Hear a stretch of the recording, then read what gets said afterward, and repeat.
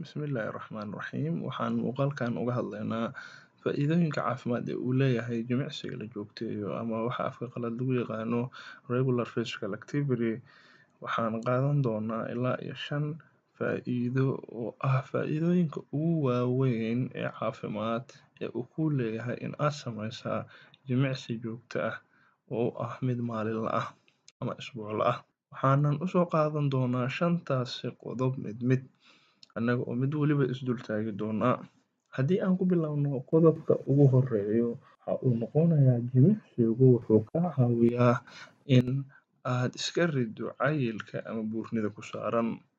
Cilmi baarisyo la sameeyay oo caafimaad ayaa waxa ay xaqiijinayaan in jimicsiga la joogteeyo uu keeno in qofka uu cayilkiisa noqdo mid kontorolan amaba uusan yeelan buurni xad dhaaf ah oo keensan karto haliso caafimaad iyo in ay ku dhacaan cudurro. Waxaana la sheegaa in cayilku uu aad xiriir ula leeyahay fadhiga faraha badan iyo inaadan sameynin wax jimicsi ama dhaqdhaqaaq jireed ah. Marka aan qiimeyno isticmaalka jirkeenu u isticmaalo guud ahaan, tamarta soo gashahi waxaa loo kala qaybin karaa ilaa iyo 3 qaybood. Qaybta ugu horeysa ayaa waxa ay tahay waxa uu jirka tamarta u isticmaalaa in uu u adeegsado joogteynta shaqooyinka jirkeena uu u baahan yahay ee ay qabtaan xubnaha loo yaqaano vital organska ee muhiimka ah sida garaaca wadnaha iyo neefsashada. Qaybta labaad ee tamarta ayaa jirkeenu wuxuu u isticmaalaa waxa loo yaqaano digestion-ka ama burburinta cunnada iyo dheefshiidkooda. Waxaana soo harayso qaybta saddexaad oo aan u baahannahay inaan isweydiino. Qaybtaas waxaa loo adeegsadaa physical activity ama dhaqdhaqaaqa jireed ee jirkeenu uu sameynayo, kaasi oo isugu jiro kan physical activity-ga ku baxaya ee ah markaad gacanta kor u qaadayso, markaad madaxa leexinayso, markaad wax soo qabsanayso ama dhaqdhaqaaq kasta ee jirkaagu uu sameeyo. Waxaana meeshaasi soo hoosgelaya haddii aad sameysid jimicsi in meeshaasi uu ku baxayo energy fara badan ama tamar fara badan, taasi oo jirkaaga uusan u baahnayn loona keedin lahaa qaab cadiin ama faatis ah oo aanan ku fiicnayn. Sidaas daraaddeed ayaa waxaa qodobkani isu dul taagnay in cayilka uu yahay wax halis ah, isla markaana haddii aad sameyso jimicsi joogto ah aad la diriri karto.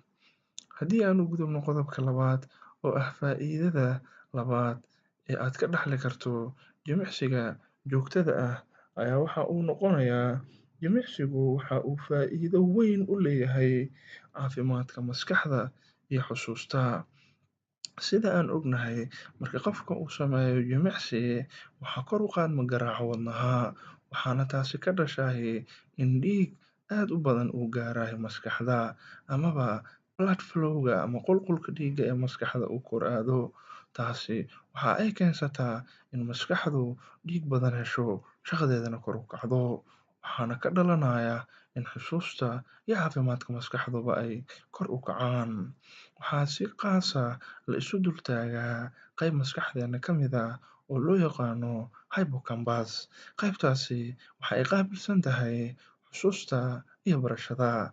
Markastahi uu qofka jimicsi sameeyo, waxaa la arkaa in qaybtaasi size-keedu uu isbedelo iyada oo weynaata, isla mar ahaantaana awooddeedu ay kor u kacdo.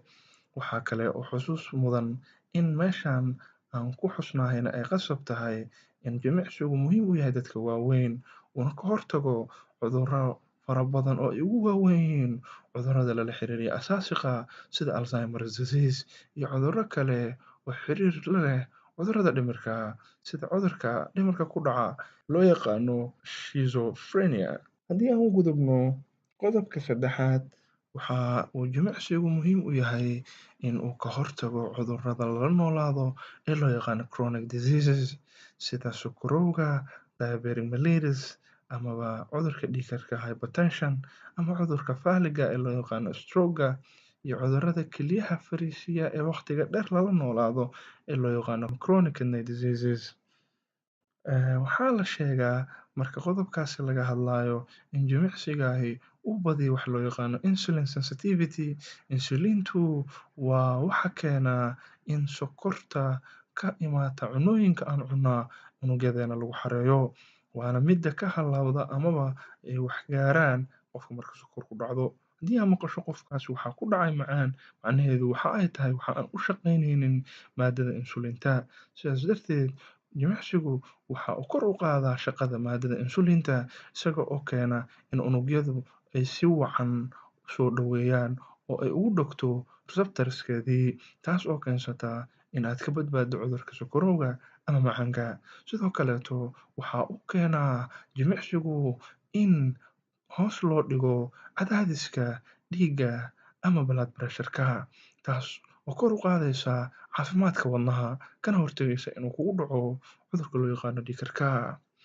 Ugu dambeyn, wuxuu jimicsigu yareeyaa dufanka saliidda ah ee ku jiro dhiiggeena ee loo yaqaano kolestaroolka, taas oo lafteedu aad ku saacidayso marka ay timaado ka hortagga cudurrada wadnaha iyo xididadiisa ku dhaca. Haddii aan intaas uga gudubno qodobka saddexaad, waxaan u gudbaynaa qodobka afaraad oo ah jimicsigu waxa uu keenaa hurdo. Hurdo waa run. Hurdadu waxay timaadaa marka jirku daalo, maskaxduna daasho. Exercise-ka ama jimicsigu waxa uu keenaa labadaba. Waa midda koowaade, marka aad jimicsi samaysahay, jirkaaga wuxuu isticmaalayaa tamar badan, waa uuna daalayaa. Waa midda labaade, waxa uu keenayaa in jirkaagu uu yeesho temperature badan. Temperature-kaas faraha badan wuxuu u keenayaa jirku inuu dareemo kuleyl badan, wuxuuna u baahnaanayaa inuu galo relaxing amaba dabacsanaan inuu helo. Hurdo ayaana imaanaysa. Saa daraaddeed, waxaa lagu taliyaa dadka hurdo la'aanta qaba amaba waxa loo yaqaano insomnia in ay u baahan yihiin inay sameeyaan jimicsi joogto ah, kaa oo keensanaya in qofku hurdo. Ugu dambeysna, qodobka ugu dambeeya ee shanaad waxa uu noqonayaa jimicsiga joogtada ah waxa uu hagaajiyaa mood-kaaga, farxad, murug, culeysyo iyo wax kasto oo qofka ka soo muuqanayahay waxa ay ku xiran yihiin hormones amaba dheecaanada jirkeena.